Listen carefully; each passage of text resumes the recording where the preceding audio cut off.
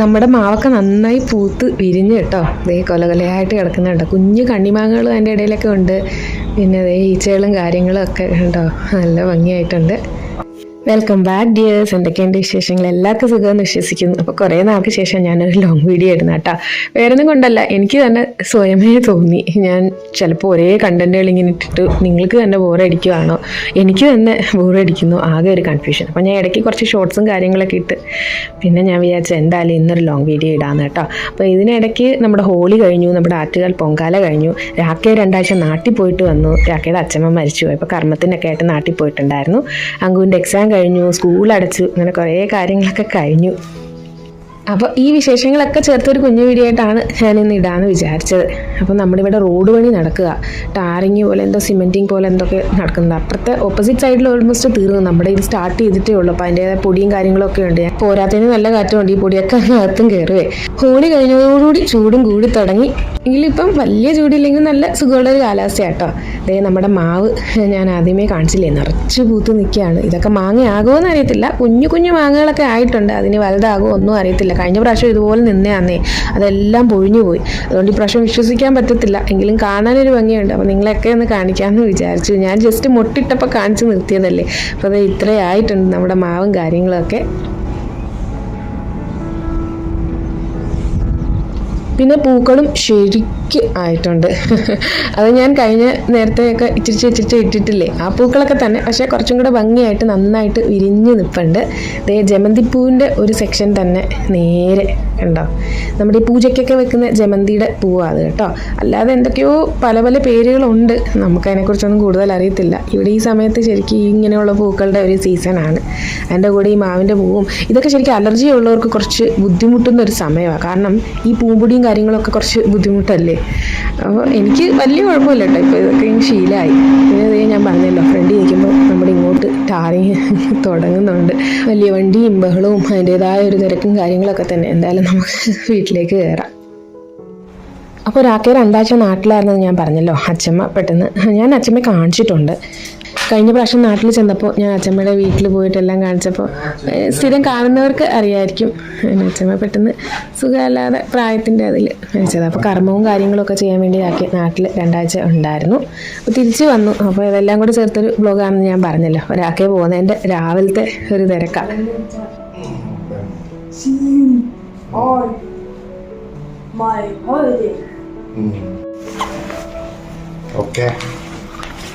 അപ്പോൾ പെട്ടെന്നായിരുന്നല്ലോ. അപ്പോൾ തീരുമാനമൊക്കെ പെട്ടെന്നായിരുന്നു. എന്തായാലും ഇതേ ബാക്ക് ചെയ്ത് ഇറങ്ങുകയാണ്. വണ്ടി വന്നിട്ടുണ്ട്. പിന്നെ നിങ്ങളുടെയൊക്കെ വിശേഷങ്ങൾ എന്തൊക്കെയുണ്ട്? അപ്പോൾ എന്നെ അന്വേഷിച്ച് എല്ലാവർക്കും ഒത്തിരി സന്തോഷവും സ്നേഹവും ഒക്കെ ഞാൻ പറയുവാണേ. കാരണം എനിക്ക് കുറേ പേര് ഇങ്ങനെ ഷോർട്സിൻ്റെ താഴെയും നമ്മുടെ മെയിൻ വീഡിയോയുടെ താഴെയൊക്കെ എന്താ വീഡിയോ ഇടാത്തതെന്ന്, വേറൊന്നും കൊണ്ടല്ല, ഞാൻ പറഞ്ഞല്ലോ നിങ്ങളെ മൊത്തത്തിൽ അങ്ങ് ബോറടിപ്പിക്കണ്ടല്ലോ വെച്ചിട്ടാണ്. അപ്പോൾ നമ്മുടെ സ്ഥിരം ഒരേ കാര്യങ്ങൾ ഇടുമ്പോൾ എന്തായാലും മടുപ്പ് വരത്തില്ലേ. അപ്പോൾ കുറച്ച് എല്ലാം കൂടെ ക്ലബ് ചെയ്തിടുമ്പോൾ അത് നമുക്ക് കാണാനും ഒരു സന്തോഷമാകും, എടുക്കുന്ന എനിക്കും ഒരു സമാധാനമാകും. അപ്പോൾ അതുകൊണ്ടാട്ടോ, വേറൊന്നും കൊണ്ടല്ല. പിന്നെ ഞാനും അങ്കും തന്നെ ഉണ്ടായിരുന്നുള്ളൂ ഈ 2 ആഴ്ച. അവൻ എക്സാമൊക്കെ കഴിഞ്ഞ് സ്കൂളങ്ങ് അടച്ചായിരുന്നു. അപ്പോൾ അങ്ങനെയൊക്കെ ഹോളിയും കാര്യങ്ങളും ഒക്കെ കഴിഞ്ഞു. അപ്പോൾ ഇതെന്താ വെച്ചാൽ ഞാൻ എന്തായാലും നമ്മുടെ റെസിപ്പി ഒരെണ്ണം കാണിക്കണമല്ലോ. ഇതൊരു സ്പെഷ്യൽ റെസിപ്പി അങ്കു പറഞ്ഞു തന്ന ആ രീതിയിൽ ഞാനൊന്ന് ഉണ്ടാക്കി നോക്കിയതാണ്. നമ്മുടെ ബേക്ക്ഡ് പൊട്ടറ്റോ ആണ്. നമ്മൾ ഉരുളക്കിഴങ്ങ് ഒന്ന് ബോയിൽ ചെയ്ത് തൊലിയോടുകൂടി ബോയിൽ ചെയ്തെടുത്തിട്ട് അതിനകത്ത് കുറച്ച് ഹെർബ്സ്, ഒറിഗാനോ തൈമോ എന്തെങ്കിലും ഉണ്ടെങ്കിൽ അതും, കുറച്ച് ക്രഷ്ഡ് ചില്ലിയും നമ്മുടെ കുരുമുളക് പൊടി ഉപ്പും കൂടെ ഇട്ട് കുറച്ച് എണ്ണയും കൂടെ ഒഴിച്ച് നന്നായിട്ടൊന്ന് തിരുമ്മിയിട്ട് ഓവനൊന്ന് പ്രീഹീറ്റ് ചെയ്തെടുത്തിട്ടുണ്ട്. ഒരു 150 ഡിഗ്രിയിൽ 30 മിനിറ്റ്സ് ഞാൻ ബേക്ക് ചെയ്തെടുക്കുക. ഇത് ശരിക്കും ഈ നമ്മുടെ എയർ ഫ്രയർ ഉണ്ടെങ്കിൽ അതിനകത്തും ചെയ്തെടുക്കാം. ഇപ്പോൾ ഓൾമോസ്റ്റ് എല്ലാവരുടെയും വീട്ടിൽ എയർ ഫ്രയറും മൈക്രോവേവും ഒക്കെ സുലഭമായിട്ടുണ്ടല്ലോ. അങ്ങനെ ചെയ്തെടുക്കാവുന്ന സംഭവമാണ്. നമ്മൾ ഈ തൊലി ശരിക്കും ഉരുളക്കിഴങ്ങിൻ്റെ ഒത്തിരി ഗുണമാട്ടോ. നമ്മുടെ ഫ്ലഷിനെക്കാട്ടിയും ഗുണം ആ തൊലിക്കാണുള്ളത്. അപ്പം നമ്മൾ നന്നായിട്ടൊന്ന് കഴുകി ബോയിൽ ചെയ്യുമ്പോൾ അഴുക്കെല്ലാം പോകും. ഇവിടെയുള്ള ചിലർ തൊലിയോടുകൂടി തന്നെയാണ് കറിയൊക്കെ കഴിക്കുന്നത്. പക്ഷെ എന്തൊക്കെ പറഞ്ഞാലും എനിക്ക് തൊലി അത്ര പിടുത്തല്ല കേട്ടോ. ഞാനത് ഗുണം നിൽക്കട്ടെ എന്ന് വെച്ചിട്ടാണ് ഇങ്ങനെ തന്നെ ചെയ്തത്. ഞാൻ കഴിക്കാൻ നേരം ആ തൊലി അങ്ങ് എടുത്ത് മാറ്റിട്ടോ. പക്ഷെ അങ്കു പറഞ്ഞു അമ്മ ആ തൊലിയിലാണ് കുറച്ച് ഗുണം, കാരണം ആ സ്കിന്നോടുകൂടി ബോയിൽ ചെയ്യുമ്പോഴാണ് പൊട്ടറ്റോയുടെ ഗുണം. പിന്നെ ഞങ്ങളുടെ ഫുഡ് എല്ലാം ഒന്ന് റൗണ്ട് ചെയ്ത് കാണിക്കാം കേട്ടോ. ഒരു ദിവസത്തെ മെനു നമ്മുടെ രാജ്മ റൈസ് ആയിരുന്നു കേട്ടോ. ഇപ്പോൾ ഇവിടെ ക്യാരറ്റിൻ്റെ സീസൺ ഉണ്ട്. നല്ല ക്യാരറ്റ് ഉണ്ട്, നല്ല ഓറഞ്ച് ടേസ്റ്റി മധുരമുള്ള ക്യാരറ്റാണ് കിട്ടുന്നത്. പിന്നെ ഞാൻ കുറേ തൈര് കുറച്ച് വെച്ചിട്ടുണ്ടായിരുന്നു, കാരണം രാഖി ഉണ്ടായിരുന്നില്ലല്ലോ. അപ്പോൾ കുറേ പാല് വന്നുകൊണ്ട് തൈര് അങ്ങനെ കുറച്ച് വെച്ച് ബൂന്തി റൈത്തയും തൈരും ലസ്സിയും അങ്ങനെയൊക്കെ തന്നെ കൂടിയായിരുന്നു സംഭവം. പിന്നെ കുറച്ച് ചിക്കൻ്റെ കാലുണ്ടായിരുന്നു, മുഴുവൻ അങ്ങ് പുരട്ടി വെച്ചിട്ട് കുറേശ്ശെ ഞങ്ങൾ ഫ്രൈ ചെയ്ത് കഴിച്ചു ഞങ്ങളുടെ ചിക്കൻ കാല്. പിന്നെ കേക്ക് ഉണ്ടാക്കുന്ന നമ്മുടെ മഫിൻ്റെ ട്രേ വാങ്ങിച്ചിട്ടുണ്ട് കേട്ടോ. അത് ഇതാ മഫിൻ പോലെ ഉണ്ടാക്കുന്ന സംഭവം. ഇത് അലുമിനിയത്തിൻ്റെ അല്ലാതെ ഞാൻ കാർബൺ സ്റ്റീലിൻ്റെ വാങ്ങിച്ചിട്ടുണ്ട്. അത് ഒരുമിച്ച് ഒരു വലിയൊരു ട്രേ പോലെയാണ്. പിന്നെ ബ്രെഡ് ഉണ്ടാക്കുന്ന രീതിയിൽ അങ്ങനെയുള്ള കുറച്ച് സാധനങ്ങളൊക്കെ ഞാൻ ഈ ഇടയ്ക്ക് വാങ്ങിച്ചു. നമുക്ക് തോന്നുമ്പോൾ ഇതൊക്കെ ഉണ്ടാക്കാമല്ലോ, ക്രിസ്മസ് ഒക്കെ ആകുമ്പം ഭംഗി ഉണ്ടാക്കി വെക്കാമല്ലോ, ഐസിങ് ഒക്കെ ചെയ്ത് ഉണ്ടാക്കണം. പിന്നെ ഇത് റാഗി ദോശയുടെ മാവാട്ടോ. റാഗി നമ്മുടെ ഫുള്ള് ഹോൾ റാഗി. അത് ശരിക്കും ഞാൻ റാഗിയുടെ സേവ് വാങ്ങാൻ രാക്കയോട് പറഞ്ഞപ്പോൾ രാക്കി ഓൺലൈൻ വാങ്ങിച്ചപ്പോൾ വന്നത് വലിയ 2 പാക്കറ്റ് ഹോൾ റാഗി ആയിരുന്നു. അപ്പോൾ അത് ഞാൻ നമ്മുടെ സാധാരണ ദോശ ഇടുന്ന പോലെ ചുട്ടിട്ട് ചട്നിയായിട്ട് ഓംലെറ്റൊക്കെ ആയിട്ട് കഴിച്ചു. വലിയ ടേസ്റ്റ് ഒന്നും ഇല്ല കേട്ടോ. റാഗി ദോശ നമ്മുടെ നോർമൽ ദോശയുടെ ടേസ്റ്റ് ഒന്നും വരത്തില്ല. ഇതിലും ടേസ്റ്റ് നമ്മുടെ ഗോതമ്പ് ദോശയാണ്. പക്ഷേ ഹെൽത്തി എന്നുള്ള രീതിയിൽ നമുക്ക് കഴിക്കാം. അപ്പോൾ ആ ഒരു ഫ്ലേവർ ഒന്നും ഉണ്ടായിരുന്നില്ല. അതുകൊണ്ട് ഞാൻ ഓംലെറ്റും കൂടെ ഉണ്ടാക്കി കേട്ടോ. കാരണം എന്തോ ഒരു ചെറിയ കുത്തലുണ്ട് റാഗി ദോശയ്ക്ക്. എനിക്കൊന്ന് ഇഡ്ഡലിയൊക്കെ ആൾക്കാർ ഉണ്ടാക്കി കഴിക്കുന്ന കാണാം. പക്ഷേ എന്തൊക്കെ പറഞ്ഞാലും ഉള്ള സത്യം പറഞ്ഞാൽ വലിയ ടേസ്റ്റ് ഒന്നും ഇല്ല ഈ റാഗി ദോശയ്ക്ക്. പിന്നെ ഹെൽത്തി ഓപ്ഷനാണ്, വെയിറ്റ് ലോസും കാര്യങ്ങളൊക്കെ നോക്കുന്നവർക്ക് എനിക്ക് തോന്നുന്നു അത് ചെയ്യാമെന്ന്. അപ്പോൾ അത് ഞാൻ ദോശ എടുത്ത് കുറച്ച് ചട്നിയും ഒഴിച്ചു. പിന്നെ നമ്മുടെ ഓംലെറ്റും എടുത്തിട്ട്, ഓംലെറ്റ് ആകുമ്പോൾ ഒരു ഫ്ലേവർ കിട്ടുമല്ലോ, അതുകൊണ്ട് അതും എടുത്ത് വെച്ചു. അപ്പോൾ ഒരു ദിവസം ഇത് 2-3 ദിവസം എനിക്ക് മാവ് ഇരിപ്പുണ്ടായിരുന്നു, എങ്ങനെയെങ്കിലും ഞാൻ തീർത്തതാണ്. ഈ ഒരു ദിവസം നമുക്ക് ഇഡ്ഡലി ഉണ്ടാക്കി നോക്കണമെന്ന് വിചാരിച്ചു. അപ്പോൾ നന്നായിട്ടൊന്ന് പുളിപ്പിച്ചിട്ട് നമുക്ക് ഇഡ്ഡലി പോലെ ഉണ്ടാക്കിയിട്ട്, സാമ്പാറൊക്കെ ആണെങ്കിൽ പിന്നെയും കുറച്ചും കൂടെ ഒരു ടേസ്റ്റ് ആകും എന്ന് വിചാരിക്കുന്നു. നോക്കട്ടെ. പിന്നെ ഹോളിഡേയുടെ വിശേഷം കാണണ്ടേ. നോക്കി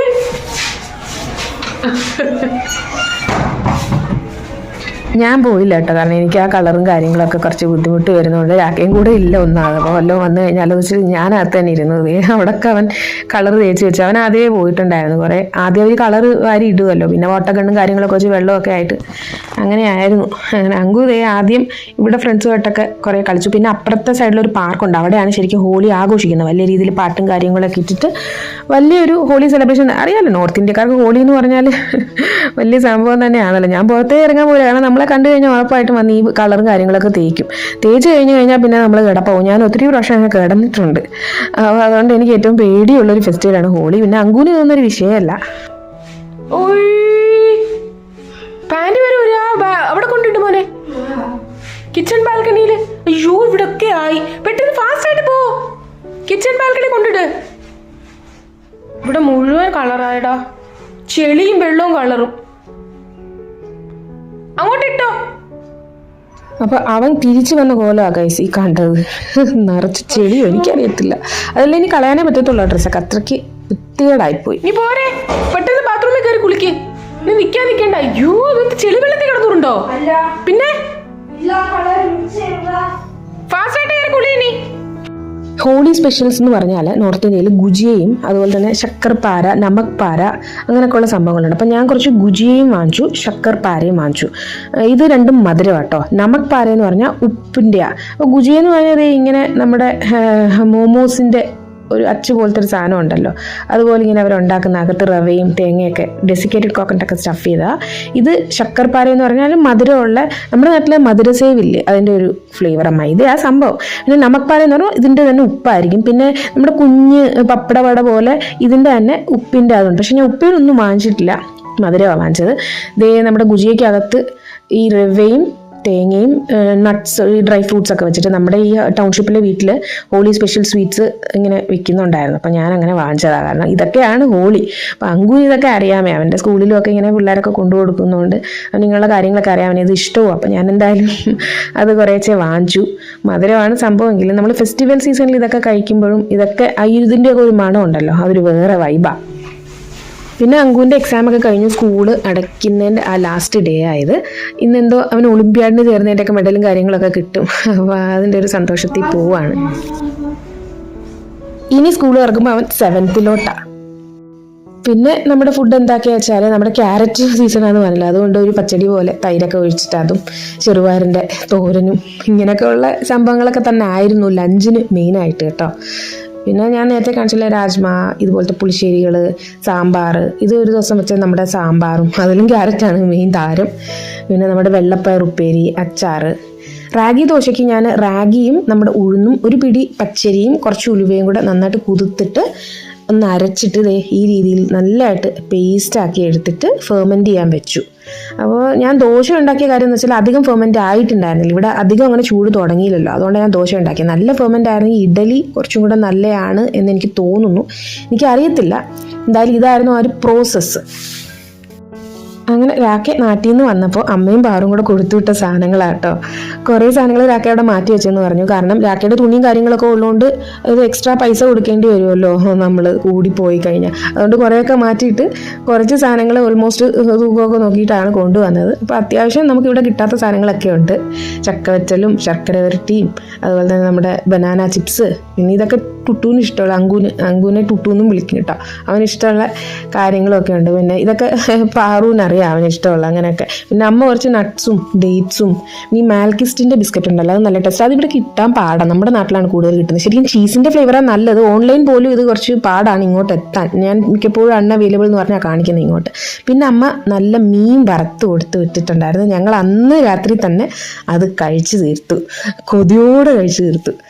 പിന്നെ രാഖയുടെ ബർത്ത്ഡേ ആയിരുന്നു അതിനിടയ്ക്ക് ഒരു ദിവസം. പക്ഷെ അത് അവിടെ ആയിരുന്നു, അത് പാറു അവിടെ കേക്കൊക്കെ മുറിച്ച് ആഘോഷിച്ചായിരുന്നു. അപ്പോൾ വന്നിട്ട് ഞങ്ങളൊരു കേക്കൊക്കെ ഓർഡർ ചെയ്ത് അതും മുറിച്ചായിരുന്നു. അപ്പോൾ ഇത് നമ്മുടെ കഫേ മൊക്ക എന്ന് പറഞ്ഞൊരു കേക്കായിരുന്നു. നമ്മുടെ ഇവിടെ ടൗൺഷിപ്പിൽ കേക്ക് ഉണ്ടാക്കുന്ന ഒരു പാർട്ടിയുണ്ട്. ഇവിടെ കിട്ടാത്തൊന്നുമില്ല കേട്ടോ, ഹോം മെയ്ഡ് സാധനങ്ങൾ ഒരുപാട് കിട്ടും. ഓരോരുത്തരുടെ പാഷൻ അനുസരിച്ച് നമുക്ക് കിട്ടുന്നുണ്ട്, ആ ബുദ്ധിമുട്ടുകളൊന്നുമില്ല. നമ്മൾ ഓർഡർ ചെയ്ത് കഴിഞ്ഞാൽ അതിനനുസരിച്ച് പൈസ കൊടുത്താൽ അവർ സംഭവം എത്തിക്കും. ഹെൽത്തി ആയിട്ട് ഹോം മെയ്ഡ് തന്നെയാണ്. ഇതായിരുന്നു നമ്മുടെ കഫേ മൊക്കയുടെ കേക്ക്.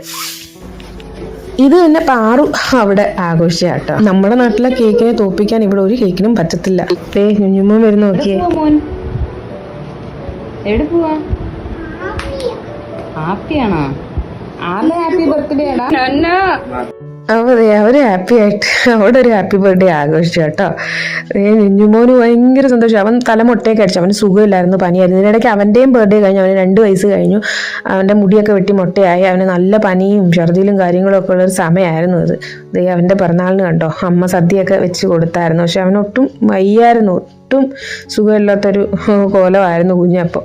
ഇപ്പോഴും വലിയ സുഖമില്ലെന്നാണ് വിളിച്ചപ്പോൾ പറഞ്ഞത്. ഇത് പിന്നെ അവൻ്റെ ബർത്ത്ഡേ ആഘോഷിച്ചതാണ്.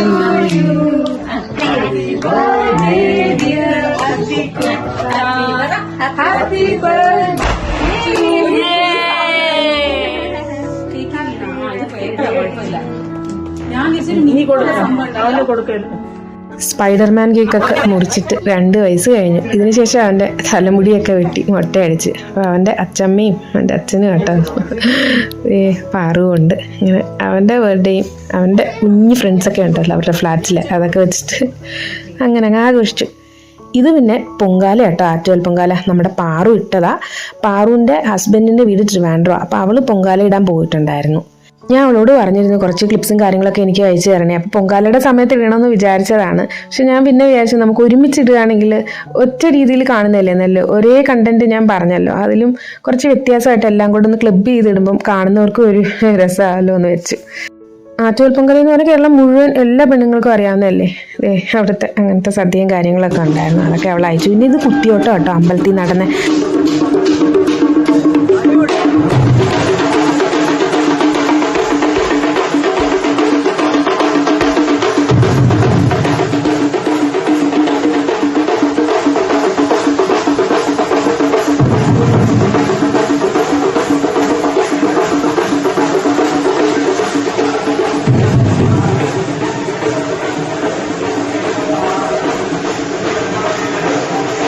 നിങ്ങളൊക്കെ പോയിട്ടുണ്ടായിരുന്നോ? ആരെങ്കിലുമൊക്കെ പൊങ്കാല ഇട്ടോ? പണ്ട് ഞാനും എൻ്റെ സ്കൂളിംഗ് സ്റ്റാർട്ട് ചെയ്തത് നമ്മുടെ ട്രിവാൻഡ്രത്താണ്, ചിന്മയ സ്കൂളിലായിരുന്നു ഞാൻ ആദ്യം എൻ്റെ സ്കൂളിംഗ് സ്റ്റാർട്ട് ചെയ്തത്. വേഗമായിട്ട് കുറച്ച് മെമ്മറീസൊക്കെ എനിക്കിപ്പോഴും ആറ്റുകാലം ഉണ്ടെന്നേ. അപ്പോൾ അതുകൊണ്ട് നമുക്ക് അത് ഉൾപ്പെടുത്തണമെന്ന് ആഗ്രഹമുള്ളതുകൊണ്ട് ഞാൻ അവളോട് ക്ലിപ്സൊക്കെ ചോദിച്ച് വാങ്ങിയിട്ടാണ് ഇട്ടതാണ്. ഇന്നത്തെ വീഡിയോ ഇവിടെ വെച്ച് വൈൻഡപ്പ് ചെയ്യാം കേട്ടോ. എൻ്റെ എല്ലാ പ്രിയപ്പെട്ട കൂട്ടുകാർക്കും ഒത്തിരി ഒത്തിരി സ്നേഹത്തോടെ thank you so much. Bye bye dears.